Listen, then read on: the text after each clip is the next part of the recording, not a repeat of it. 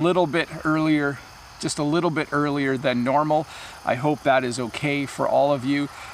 We used to start at 7:15, but I'm going to be starting at 7 p.m. So 15 minutes earlier. I hope that works for you. I'm just going to verify that everything is working. While I'm doing that, welcome to all of you who are here. I see lots of familiar names in the chat. A little bit earlier. Looks like everything is working really well. I'm Bob the Canadian. Todd is here in the chat. He will be linking to the form where you can ask questions. I see that it just popped up in the chat. If you have a question, please use that form to ask. You can ask any question you want about the English language. Sometimes when you ask questions that are hard to explain, I might skip them. Sometimes with difficult grammar questions, it might be better to watch a video than to have me explain it. But I love questions about pronunciation. I love questions about the differences between different words. I love questions about how to say certain things in English. And you can ask questions about me as well. Thank you for all of you that watched my live lesson yesterday morning. We did one on tools. It was very well attended. So thank you for watching that. Let me jump right into the first question. The first question, oh, and by the way, I will copy your question from my spreadsheet into the chat, just like this. You'll see in a moment that Gleedson says, "Hi, I'm Gleedson. I'm from Brazil." Hello, Gleedson. I have a question. Is it a problem if I want to speak English with no contractions? Sometimes contractions are hard for me. So when I walk into a coffee shop, I can say, "I would like a coffee, please." There's no problem with that. Normally you would say, "I'd like a coffee." We would contract, right? We would say, instead of "I would," we'd say "I'd." Sometimes instead of "I cannot," we say "I can't." So there is no problem, Gleedson, if you don't use contractions. If you want to sound like a native speaker, though, you will need to use contractions from time to time. So I would practice them. I would learn some of the most common ones like don't, can't, won't. Those three right there are probably three really good ones to learn. I was going to mention something else before I got started, and that's that I have my tea, I have my bug spray, but I also have my jacket. For the first time since last spring, I have my jacket with me. It might get cold out here tonight. I'm really not sure what I'm going to do in a few months when it's winter here. I'm not sure how I'm going to do a live stream because it will be cold and it will be dark in November, but we'll see. Let's move on to the next question. I just want to say hi again to everyone that's in the chat. So awesome to see all of you here.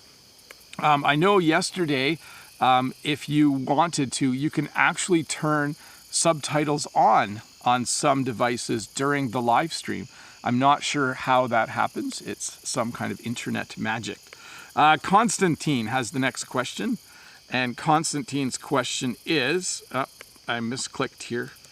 Constantine says, "What is the difference between strict and harsh?" So my parents were strict, but they were really nice. When you have strict parents, it means they have a lot of rules and they make you obey the rules.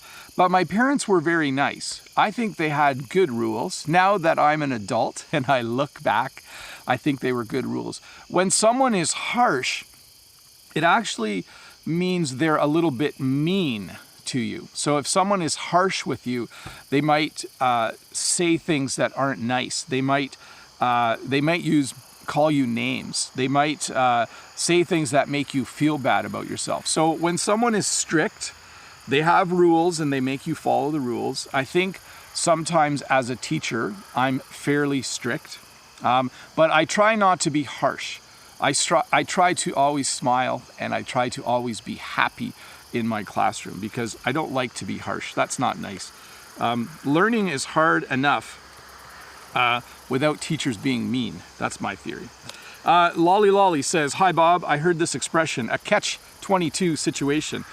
Is this like a vicious circle? Can I use it in an IELTS exam? Thank you.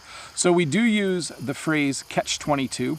A catch-22 is a situation where no matter what you do, there's going to be a bad outcome, okay? I can't think of one off the top of my head, but a catch-22 situation is when no matter you're faced with two decisions, and if it doesn't matter which one you make, it'll still be the wrong decision. So it's a catch-22. And you could use it on your IELTS, although it's not a really common phrase in spoken English anymore. Not a lot of people use the phrase catch-22. So you could use it, but it would not be very common.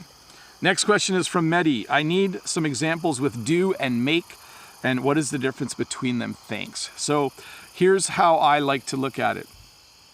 The simplest difference, and it's complex, but the simplest difference between do and make is do refers to something that is an activity.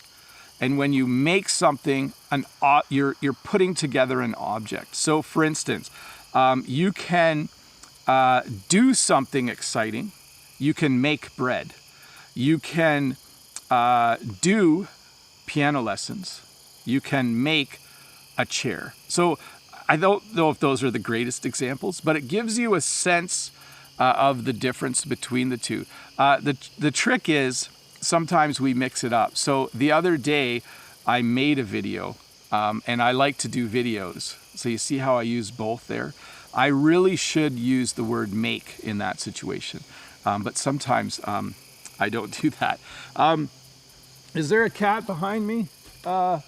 There's usually a cat somewhere around here. There might have been one behind me, Sean, a little earlier.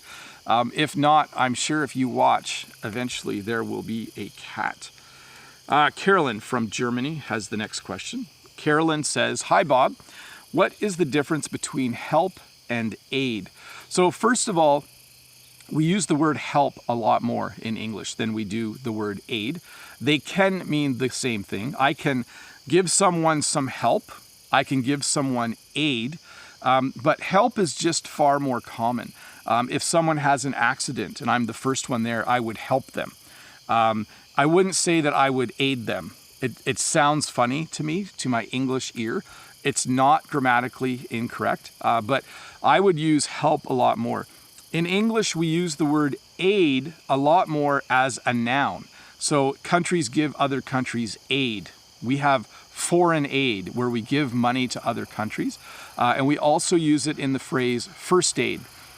So when you give someone first aid, it means that you know how to maybe give CPR or put a bandage on them or splint their arm if they have a broken arm. So first aid is something I don't have, but it's a certificate that allows you to give medical assistance to someone.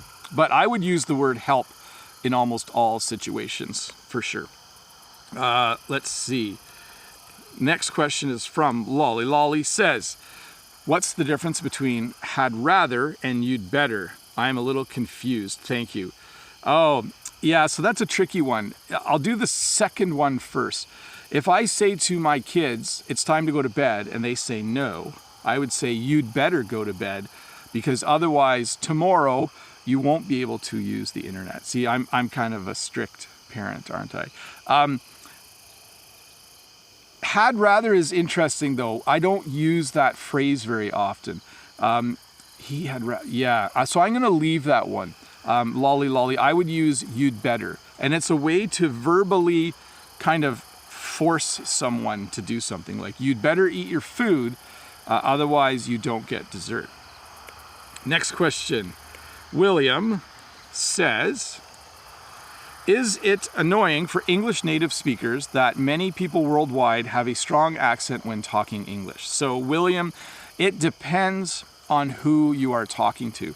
If you were talking to me, I would really like your accent. I would probably try to guess what country you are from. I'm sure if you were talking to Sean from Free 99 English, he would appreciate the fact that you have an accent, because we are English teachers, and so we're naturally, I think, a little nicer. I think for some English speakers, native speakers, it can be frustrating. I've noticed a difference as well in that I talk to a lot of people who have accents, so it's easier for me to understand a foreign accent.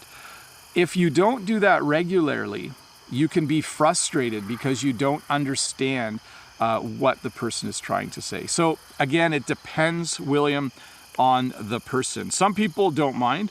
Some people think some accents are very attractive. I'm not sure if you knew that. Some people think that if you have a little bit of a foreign accent, a bit of an Italian accent, that maybe that's an attractive thing to have when you speak English. Let's see here. Next question is from Diego, who would like me to... Let's see. Diego says, say hi to Brazil, Bob. Hello, Brazil, and every other country in the world.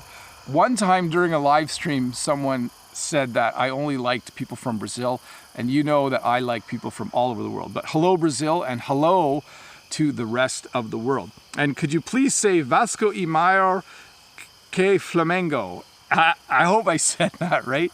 Sometimes people like me to try and speak their language. I should do a video on that sometime soon. I should try to speak a few different languages, shouldn't I? Sean from Free 99 English says that for him, accents are not an issue. But I'm going to imagine that Sean also has a lot of experience talking to people who have accents. It's always practice, right? The more you speak to people with accents, the easier it is to understand them. Let's see here. Next question is, I know there are a lot of ways. I hope I didn't say something bad in that last thing. Let me check here. Please say, I'll check that later. Sometimes people try to trick people into saying bad things. I hope I didn't say something bad in Portuguese. Anyways, Suhana says, I know there are a lot of ways to answer, how are you? Is it true that most native speakers don't like it when English learners answer with, I'm fine, thank you, and you? That's a pretty normal response. At work, if someone says, how are you? I usually say, I'm fine, how are you? Oh, it's going good, how are you? It's quite common. I know there are some English teachers who are now saying that when someone says, how are you, you shouldn't say, I'm fine. But I'm honestly, 50% of the time someone asks me, how are you? I say, I'm fine. And I'm a native speaker. I do it quite regularly. And then I usually say, how are you? It's a pretty normal thing to say. And I would say that. I would say, I'm fine, thanks. How are you? I'm fine, thanks. And you? Totally exactly like that. No problem. Sean from Free 99 says he does have a lot of practice speaking with people with accents. And he speaks to his wife every day. So his wife has a bit of an accent as well. Let's find the next question. Let's see here. Saeed is here. Hello, Saeed. Saeed says, I'm confused about using unless. Could you, if you don't mind explaining it a bit, that would be nice. So I'll give you some examples, some sentences with the word unless in it. Unless you, let me see, I have to think about this one for a moment. And it's hard to think when I'm talking. So sometimes I'm trying to think of an example, but I like to keep talking so you have something to listen to. Let's see here. He's going to go on vacation. He's planning to go on vacation unless his boss asks him to work that week. So basically what we're saying there is he has a plan. He's planning to go on vacation next month unless his boss asks him to work. So there's this conditional thing that might happen. You could say, we're hoping to go on vacation unless my cousin has her baby. Then we're staying here to visit them and say hi to the new baby. So there's a little bit of a conditional thing going on there. One thing is planned. If something else happens, then you will do that instead. Lolly asks the question here. Please, what's the difference between no longer and anymore? So I no longer smoke. I used to smoke cigarettes. Did you know that? A long time ago, way back 23 years ago. I used to smoke cigarettes, and I don't smoke cigarettes anymore. So no longer comes at the beginning of the sentence. So I no longer smoke cigarettes, or I don't smoke cigarettes anymore. So that's the difference between the two. Let's go to the next question. Lots of questions rolling in here. Very, very nice. Again, there are a few questions coming in that are very, very clearly grammar questions that I can't answer verbally. I would need a board and stuff to explain it, and it might actually be a little bit boring. So let's, I might skip yours if it is a grammar question. Renata is here. Hello, Renata. She says, good evening. Bob, I see that the weather there is a bit overcast. Yes, there are lots of clouds in the sky. It's not going to rain. I see the weather's a bit overcast. How is the farm going? Is Jen growing lots of flowers? Do you guys grow any fruit? So we are growing a lot of flowers right now. I should take a little video at market next week. We are producing more flowers this week than any other week. September is a really big month for us for flowers. And we don't grow fruit. All we grow is flowers. Sometimes we grow a few tomatoes, and that's it. So thanks. That was a great question, Renata. I like it when people ask about me. Makes me feel good. I think everyone likes to talk about themselves a little bit, right? Yase Cabrera says, what can I do to improve my vocabulary? So if you've watched any of my live lessons before, the number one thing I recommend to people to increase vocabulary is to read. Reading is, I think, one of the best ways to improve vocabulary. Maybe the second best way to improve vocabulary is to watch a lot of television, okay? But reading is great. You can read, you can underline with a pen the words you don't know, and then you can look them up later. That is a great way to learn. Let's see here. Henry from Taiwan says, hi Bob, what's the difference between as for and as to? Thanks a million. Yeah, that's a tricky one, Henry. As for me, I like to drink tea. So that's an example of using as for. If someone says, if I was to say, my wife likes to drink coffee, but as for me, I like to drink tea. I'm going to drink some right now. And I can't, Henry, I can't think of an example of as to. I think as to, yeah, that's not a very common pairing of the two words. So as for me in my house, we're going to drink tea. I'm going to have another sip. I have a little bit of a sore throat right now. So let's see here. Badir has a question. Question from Badir is, hi Bob, how are you? What is the difference between ache, pain, and hurt? Thank you so much. Well, as you get older, Badir, you have all of those at the same time. Right now, my shoulder hurts. So I have a hurt shoulder, just a little bit. I have an ache in my back, and what else do I have? And I have some pain in my knee. I could say that my knee is hurt. I have an ache in my shoulder and my back hurts. So all three of those you can kind of use interchangeably. Generally, when you're hurt, it means you did something, like you tried to lift something and your shoulder made a funny sound and now you hurt your shoulder. And an ache is just pain for no reason. When you're as old as me, you have aches all the time and you're not sure where they came from. Let's see here. I see a lot of folks asking questions in the chat. Remember, there is a form that you can fill out. I will try to get to your question as soon as possible. Next question is from Edson. Edson Spinula says, what is the difference between desire and wish? So I wish for world peace. My desire is to have world peace. I often wish that people would be kinder to each other. My desire in life is to help people be kinder to each other. So I used both words there. They do have a slight difference, but they both mean something that you want, okay? If you want something, you desire it. If you want something, you wish for it. Next question is from Daphne. Daphne says, hi, I'm from Mexico, Bob. Hello, Daphne. How can I learn and practice verb tenses? So the best way to practice verb tenses is to have conversations. You can do it on your own, and you can try to practice talking about the past, the present, the future. You can try using the conditional.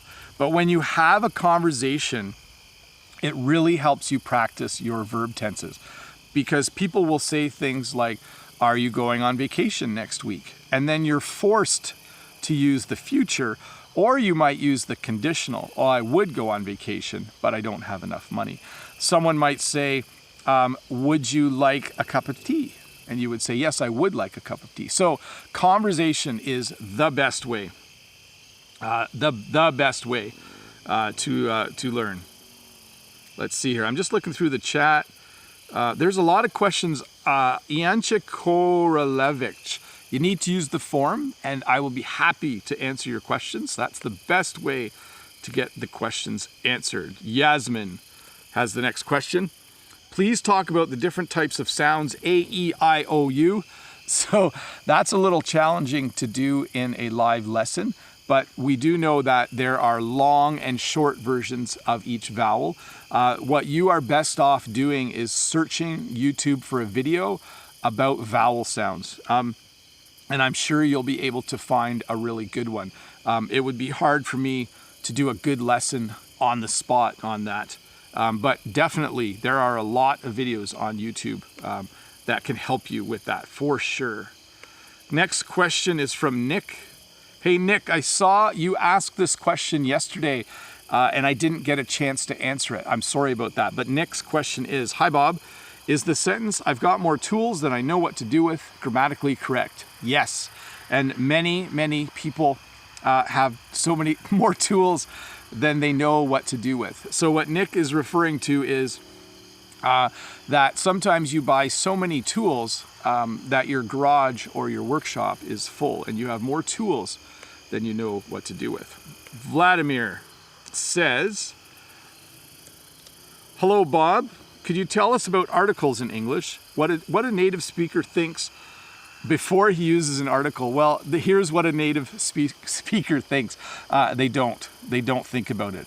If I was to say, this is the best cup of tea, I would use the. If I said this is a cup of tea, I would use a. And I don't even think about why I'm using the versus a. So it really comes down to practice. A lot of listening practice will help you a lot, because the more you hear people use articles, the more you will know which one to use. And I will say it's a lot like using masculine and feminine nouns in French. It's very difficult for me to do that. So I think using a, an, and the in English is also quite challenging. Let me clean up my questions here for a moment, people, and then we will move on to the next question.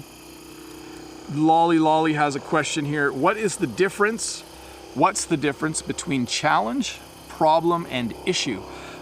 So sometimes you will have you'll face a challenge in your day. A challenge is kind of a general term for a problem.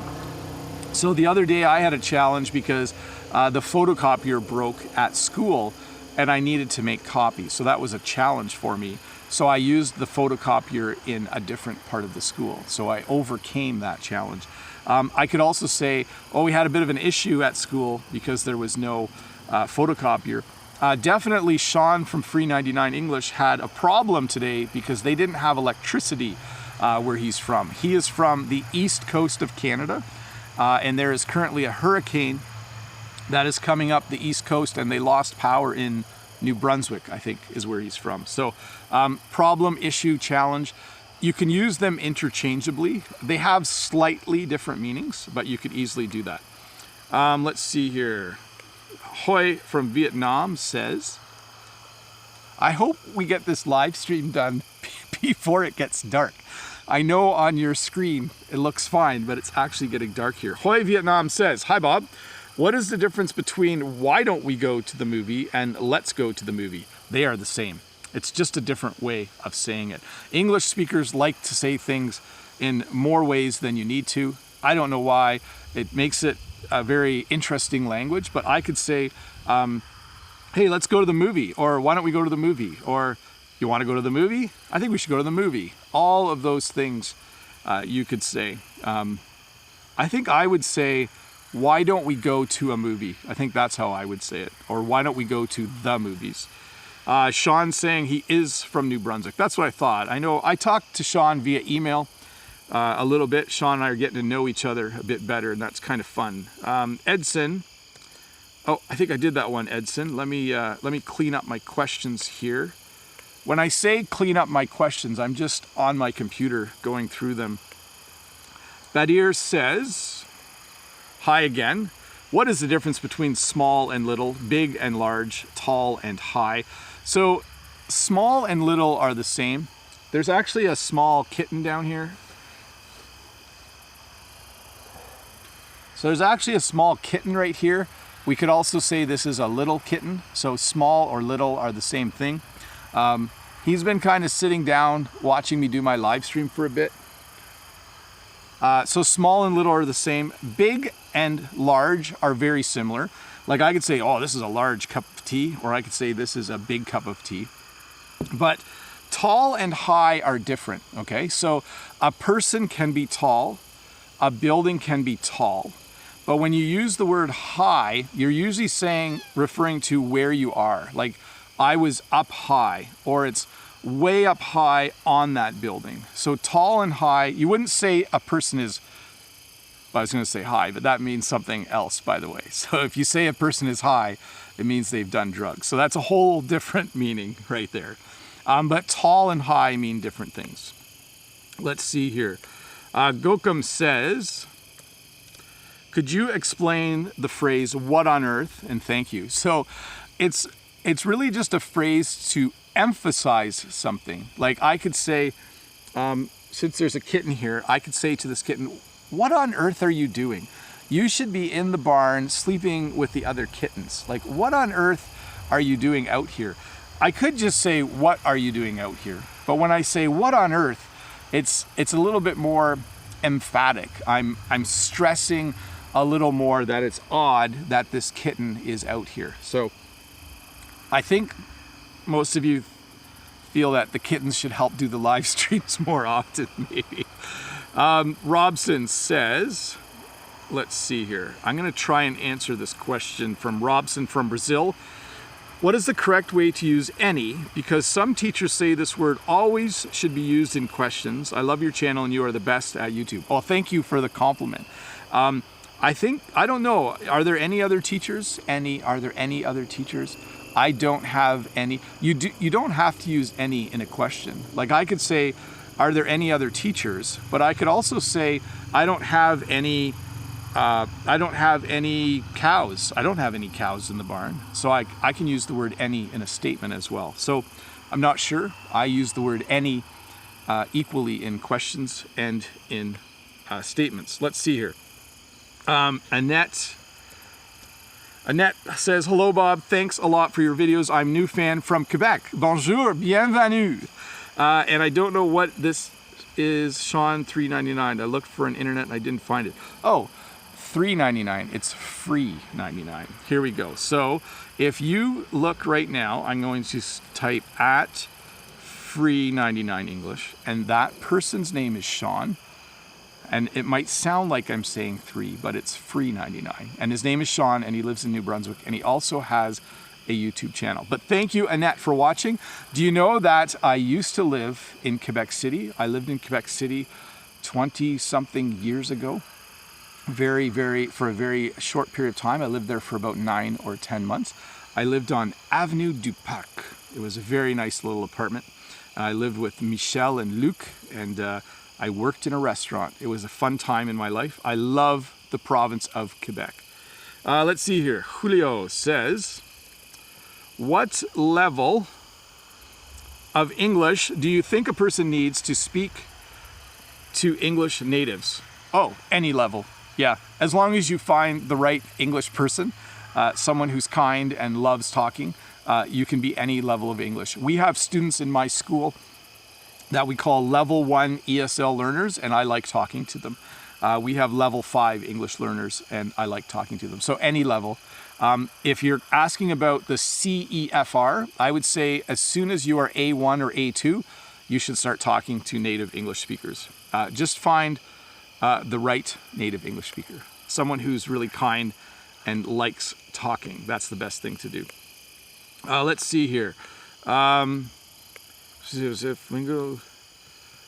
I see. Okay. So Jorge Melo says, hi, Bob. It's Jorge Melo from Brazil. Flamengo is a team who swim hard and drown near the beach. Vasco is a big soccer team. Yeah, I'm not sure exactly what that means. I'm not sure I like thinking about people drowning. That sounds not a good thing. Let's see here. Down to the next one. Renata says, today it is Independence Day in Brazil. Very cool. Thanks, Renata, for letting us know that. Andre, let's see here.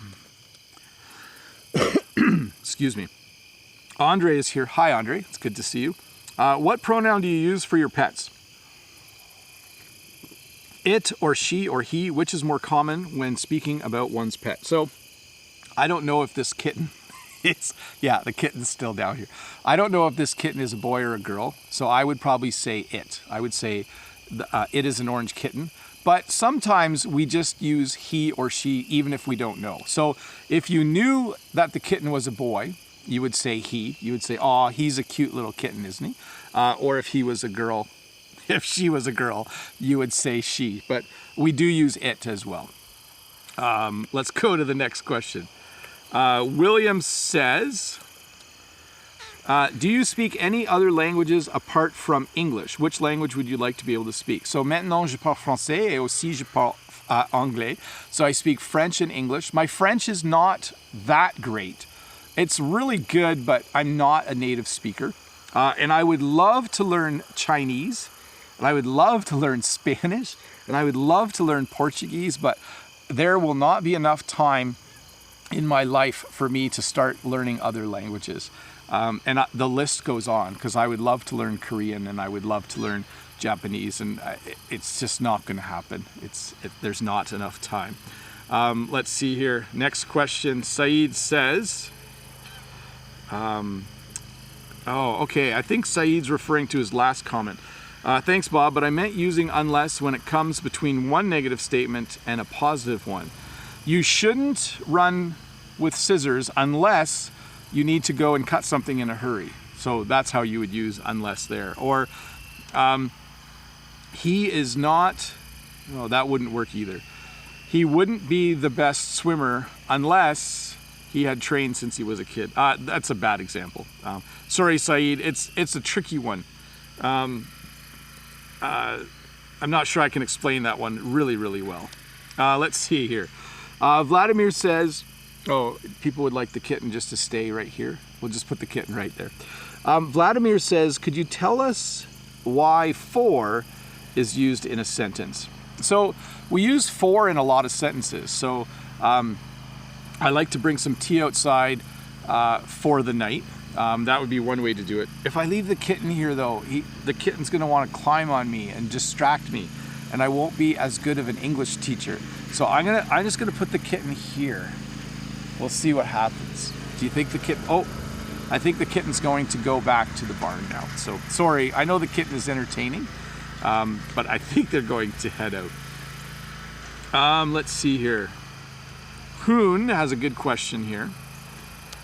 Hoon Kim from, oh, the kitten just spilled my tea. And now the kitten is drinking my tea.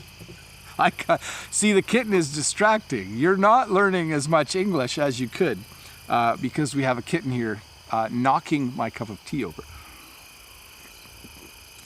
Anyways, I will move the kitten over here again.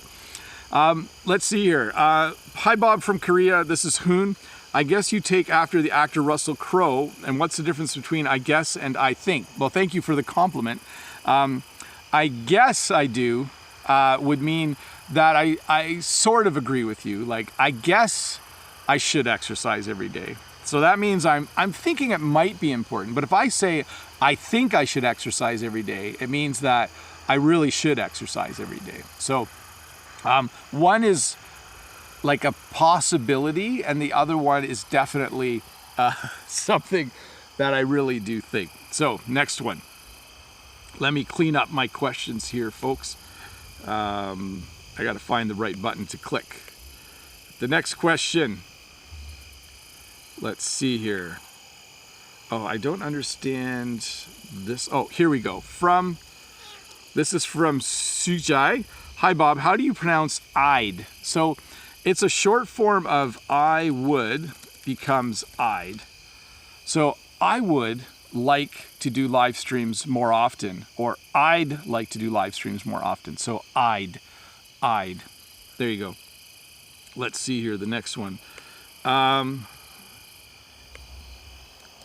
Henry from Taiwan says, hi Bob, it's excellent to have you back on live. Thanks, Henry. I'm glad to be back on live. It's excellent to have you back on live. Something was missing in the past 2 weeks without your tutoring. Thank you for answering questions and taking care of your throat. Yes, I appreciate the kind words, Henry. Thank you very much. I am very happy to be doing live lessons again. I do really like doing them. So we did one yesterday. It was on tools, and it went really, really well. This one is going well. I have changed the times a little bit though. The Friday morning live is now at 7:30 a.m. Eastern Standard Time, and the Saturday evening live is now at 7 p.m. So a little change in time, but I am definitely happy to be back there. Let's see. I was going to say something else. Oh yeah, you can watch this again tomorrow with the subtitles on if there are small parts of it that you miss. And do that. If there's small sections or explanations that you didn't understand, do watch it again tomorrow with the live stream or with the subtitles on. And if you are new here, there is a subscribe button down there. Click it and you will get notified when I do new lessons. And if you want to give me a thumbs up, that's great too. Let's move on though to the next question. So, hi Bob, could you please explain the phrase have a heart to do and some examples? So, sometimes when you're taking care of an animal, you don't have the heart to decide that the animal is so old that you should let the vet know it's time for them to die. So you don't have a heart to do that. Sometimes when a dog is really, really old and they've lived their life, sometimes you don't have the heart to tell someone that the dog's life should be. I don't know. This is hard for me to explain. When you don't have a heart to do something, it means you have to tell someone bad news, and you just don't want them to be sad or disappointed. So you don't have a heart to do it. You should look that one up though. I didn't do a great explanation of that one. How? I would find a way. I would look that up if you can. One moment here. I just kind of deleted some things by accident. Dimitri's question is, hey Bob, are there any other words that use the CZ pronunciation like in the word Czech? Is this just because the word is borrowed from the other language? I think so. Like Czechoslovakia and Czech Republic. We don't have a lot of other words. In fact, we say it the same way we say CH. You know, we just say Czechoslovakia. So the same way I say I'm going to check something, I would say you are from the Czech Republic or Czechoslovakia. So that is how we say that. Let's see here. Suhana says, hi Bob, have you done a lesson on the topic of financial vocab? I think I did a video on going to the bank, and I think I did a lesson on business words and phrases, and I did a lesson on money. So you can search Bob the Canadian money, and there is a live lesson from a few months ago where I talked about money. That might help you a bit. Let's see here. Next question is from Sumaya. I'm an English teacher. Awesome. I love that. But I still want to improve my vocabulary. What's the best trick? I like your way so much. Thanks tremendously. So if you are an advanced level reader, you should be reading books from the New York Times bestseller list. So you should be reading the same books that other English people are reading. So reading's a great way to learn new vocabulary. I would suggest that's what you do. Read as much as you possibly can. Bye, Jen. Jen has to go and pick up my daughter from somewhere, so she's heading out. So I just said bye to her. Let's see here. Mike Ayala says, "Hi, Bob. I have to travel to Canada to. Do I have to travel to Canada to learn English well? What do you think? Best regards." It would be good if you could live or work or go to school in an English-speaking country. It's always a good thing for learning a language. You do not have to do that, but it is probably the best way to perfect a language. You can get really far learning a language by using the internet, by doing Duolingo, reading, watching movies, watching YouTube, talking to an English speaker. Thanks, Sean. Sean says bye, Jen. By talking to an English native speaker on Skype. But there is nothing like living in an English-speaking country to learn a language. Claude Muir, this is going to be a tough question. Tell us about Canada's most popular rock band. So I think Canada's most popular rock band is Rush, but I'm kind of old. So maybe there's a newer band that I'm not familiar with. But to me, Canada's most popular rock band is Rush. The band Rush. If you want to listen to a really good song by Rush, listen to Spirit of Radio. That is a great song. Let me tidy up my questions here. Get these out of the way. I just clicked something wrong. One moment, please. I think I messed something up. Nope, I think we're fine. I'm really good at using computers, but I'm also really good at clicking in the wrong spot sometimes. Let's see here. We have Welton saying, "Hi, Bob. Welton from Brazil. So is it very strange for you to listen to someone talk in a linear way?" I'm not quite sure what you mean by this question, but I think what you're asking is, you can have someone talk in so everything is linear or in series, and it's very logical and makes sense. But you can also talk to someone who jumps around in time in their conversation. So I don't know. I find it's easy to listen to both. Yan's question is, by the way, sorry, Welton, if I didn't answer that well. It's a tricky question, I think. Yan says, "Is it useful to play computer games and learn English?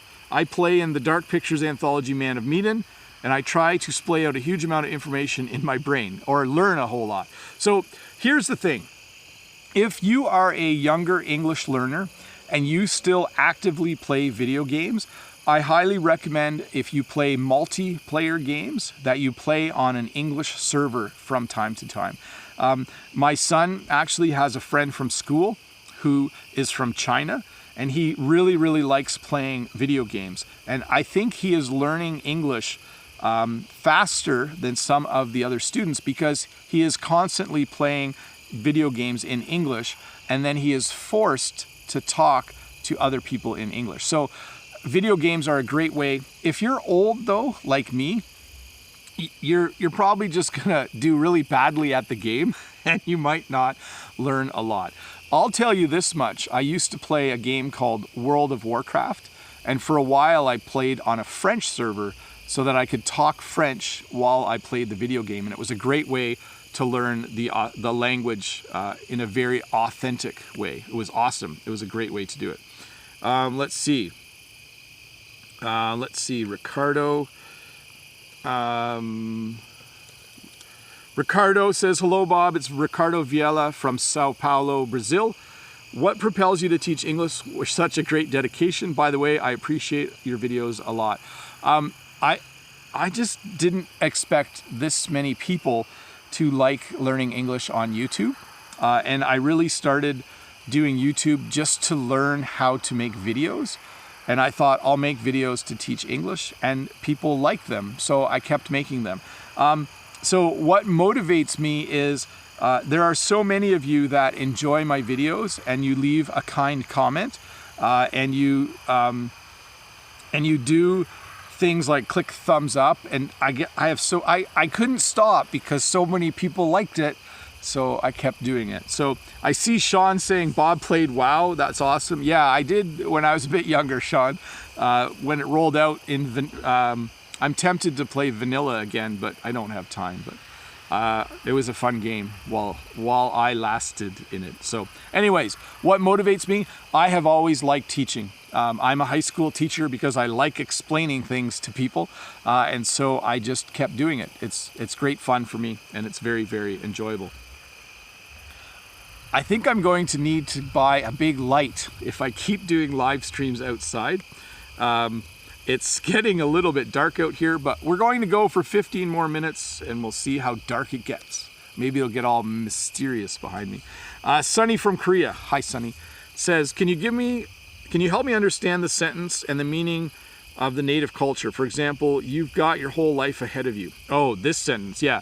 So sometimes when young people have something in their life that's a challenge, or they have a problem, and they think that, you know, maybe they've broken up with their boyfriend or girlfriend, so they were a couple and now they've gone their separate ways. A lot of times we'll say, you know, don't worry about it, you've got your whole life ahead of you. Basically what we're saying is you have so many more years to live. The problem you're having now, it's not a big deal. Don't worry about it. It doesn't always happen, so anyways. Let's see here. Chen says, does I didn't do nothing mean I didn't do anything, or I really did something? Thank you. So Chen is talking about something we call a double negative. So if I said I did nothing, it means I didn't do it. If I say I didn't do nothing, technically it's a negative twice, so it becomes a positive. But sometimes teenagers will say that. You'll say, did you steal the money? And they'll say, I didn't do nothing. What they should be saying is, I didn't do anything, or I did nothing wrong. But instead they say, I didn't do nothing, which is grammatically incorrect, but you will hear people say it sometimes, for sure. I didn't do nothing, man. It's like, did you steal the last cookie? I didn't do nothing, man. Let's see here. Next question from Badir. What is the difference between the words angry and upset? So if you're angry, I'll try to make my angry face. It's like, you know, I'm angry, I'm mad, I'm just really, really annoyed and angry and mad. It means that you've experienced the emotion of anger. When someone is upset, it can mean two things. You could say, he was really angry, he was really upset. So upset towards the angry side. But when you're upset, you could also be crying, and you could be really, really sad. Like you could say, you know, my cousin broke up with his girlfriend and now he's really upset about it. He's not angry, he's sad. So I would keep them separate. Angry, mad, I would keep over here. The emotion of, you know, just being like that. And upset, I would equate with sad. That is the safest way to keep them separate. Let's see here. Claudia has a question. Let me just read it. Claudia Chavez says, I have a question. I think I already saw the phrase, what does it happen? But normally is what happened. It makes me confused. So we wouldn't say what does it happen. Just that is not a correct phrase at all. We would say what happened. So if I ran up to the street and there was a car that hit a pole, I would say what happened? And that is literally what everyone would be saying. What happened? We might say how did it happen? So we might be asking for the reason. What happened? Or how did this happen? Those would be the two things, Claudia, that we would say. Let me clean up my questions again. And let's see. What's your opinion? This is from Kane. Hey, Bob, what is your opinion on regional dialects and wordplay? I'm from California and just love learning different ways to say things. Thanks for teaching so many people English. So, like other languages, the English language is constantly changing. And so we always have new words and new phrases. So for instance, the phrase to say something is lit means it's cool. The first time I heard that word was about 4 years ago. I had a student say, they were describing something and they said it was lit, L-I-T. And I was like, what does that mean? And they said it means cool. So just like other languages, the English language, we invent new words or we start to play around with the words and use them in new ways. So it's always important to kind of keep an eye on the current culture through television and movies so that you know some of the new words. Let's see here. Yana has a question. What slang phrases and idioms do you often use? Thank you in advance, or thank you beforehand. So I'm not sure, because as an English speaker, I just use idioms and slang words all the time. We are highly aware of the idioms we use during the school day, especially if we have international students in our classrooms. So I have students from other countries in my classrooms. So if I just say something like, whoa, hold your horses, they won't know what that means, right?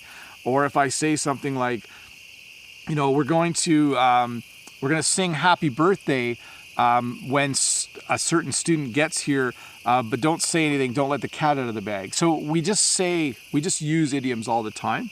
English is a very story-like language in that sense. Let's see here. Next one is from Shaul. Shaul says, which one is correct? What actually happened was, or what actually happened is. Oh yeah, we're a little sloppy with our grammar. So I could say, earlier the cat knocked my tea over. I could say, well, what actually happened was the cat knocked it over. Or I could say, what actually happened is that I had the cup of tea on the table. So notice that was grammatically incorrect.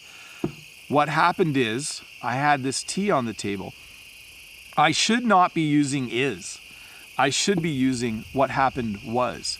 But sometimes we get really sloppy in English. So I could say, oh, what happened is I put my tea here and then the cat knocked it over. So grammatically incorrect, informally used a lot. So you just have to get a little bit used to that. We have 8 minutes to go and it's getting darker by the minute. So hopefully you can still hear me. I'm gonna go 8 more minutes. It might be completely dark, and I'm gonna buy a big light for next week that I can turn on. Let's see here. Badir says, you are the best. Thank you, Badir. What languages do you speak other than English? I speak French, Francais. Jorge Melo says, hi Bob, why is it that there's people like me who can write and read but have great difficulty understanding native speakers talking? But I can understand you clearly. I did a whole video on this, Jorge, that you could watch. One of the reasons is that I speak as clearly as I possibly can. I try to not use too many contractions. It's still good practice to listen to me, but I do speak as clearly as I can. The second reason is that if you listen to me enough, you start to get used to me. The more you listen to one person, the more you will understand them. That's just the way things go. Another reason is because I try to use as clear of English as I can when I choose my words. I try to speak logically. I'm a very logical person most of the time, so I try to speak as logically as possible. Let's see here. Next thing we have is, so Lolly says, can I use epitome in the same way as the adjective quintessential? Merci, pas de problème. So the epitome is like the best example of something.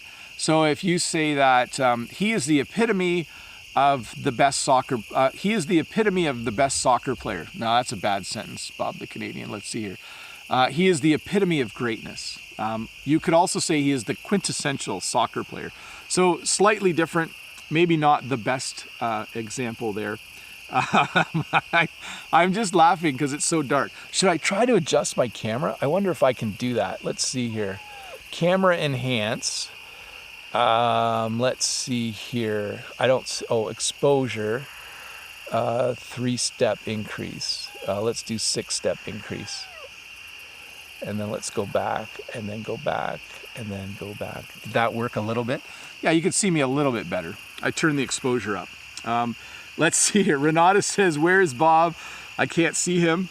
Turn on a candle. Yeah, well, we're almost done, folks. I turned the exposure up a bit. Let me see if I can turn it up one more notch. Let's see here. Camera enhance, exposure, 3-step increase, 6-step increase. We're just gonna leave it for now, okay? So, I just about sat on a kitten. That would have been bad. I'll put him back down here again.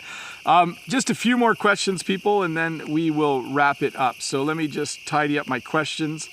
Yana says, what is your favorite TV series that you can recommend to anyone to watch and enjoy and practice English? That is a great question. Oddly enough, I mostly watch French TV. I watch a lot of TV from Belgium. So I watch TV from France, from Quebec, and from Belgium because it's in French. So I'm not super familiar with English TV. But what I do recommend is that you watch The Amazing Race or Survivor. Those are two really good reality television shows. And in those shows, people will be speaking... the camera's going to shake a bit because the kitten is climbing up. I'm just going to put the kitten on my lap for the rest of the live stream. On those television shows, people will be speaking very, very, very normal English, okay? They'll be speaking English that's as close to what a native speaker would say as possible because they are having real conversations on a reality TV show. Let's look at the next question. So that was Survivor and The Amazing Race. Those are two great ones. Let me get the next one. The cat's trying to help here. Let's see here. So Gino, his question is, hi Bob, how are you? I don't know and wonder, what does this sentence mean? Neither this nor that. So I don't know if you mean neither here nor there or neither this nor that, but if you are looking at two things and neither of them are what you want, you would say neither this nor that. Sometimes we say neither this nor that. Notice the word neither. We pronounce it as neither or neither. So I think the kitten wants to go, but I want to go 3 more minutes. So let's see. Yeah, Sean says the kitten's going to be as famous as Todd at some point. Let's see here. I hope watching here. What is the meaning of bless your heart? So Yari has a question. What's the meaning of bless your heart? So if someone says if you do something nice for someone, they might say bless your heart. So they're basically saying that was very kind of you, and I just want you to have a blessing. And the heart is the good and loving part of the body. So they say bless your heart, just to kind of make you feel good or to thank you for being kind to them. Renata says today is Independence Day in Brazil. Very cool. Vladimir says, when I speak English, future tenses are the most difficult. Could you tell us more about future tenses and when we should choose them? So whenever you're talking about the future, like if you say tomorrow, if you start a sentence with tomorrow, you should use the future. And the future is fairly straightforward. As long as you use will, like I will, he will, she will, we will, they will, and then you use the infinitive, right? So I will eat, they will eat, I will borrow, I will lend, I will choose. And you can also use going to as well. Let's see here. We'll do one more question. Sorry, folks, and then we will wrap it up. Let's see here. I'm going to find one last question. A really good one. Sorry. Gong Luo says, hi Bob, how and where do Canadian people socialize? So people in Canada often, they will go to clubs, they will go to bars, they will go to coffee shops, That is probably the biggest place where Canadians go to socialize. They'll go to a coffee shop, especially Tim Hortons. If you go to the Tim Hortons coffee shop in my local town in the morning, there are all kinds of people there. It is full of people having coffee and talking to each other. A lot of retired people go to the coffee shop to socialize. People also socialize at the hockey arena when their kids play hockey. They socialize at the soccer field when their kids play soccer. They socialize, I think those are the majority of places where they would go to socialize. Anyways, it's getting too dark. I'm going to end the live stream. Then I'm going to go on Amazon and look for a really good light for next week so that you guys can see me. And I'm going to ask my daughter to maybe take care of the kittens next week so they don't join the live stream. Although I think a lot of you liked it. Don't forget to watch tomorrow. Come back and watch tomorrow with subtitles on if there are any parts that you need to practice. Sorry it's so dark and you can't see me. I'm going to push the stop button now. Don't forget to click like and subscribe if you are new here.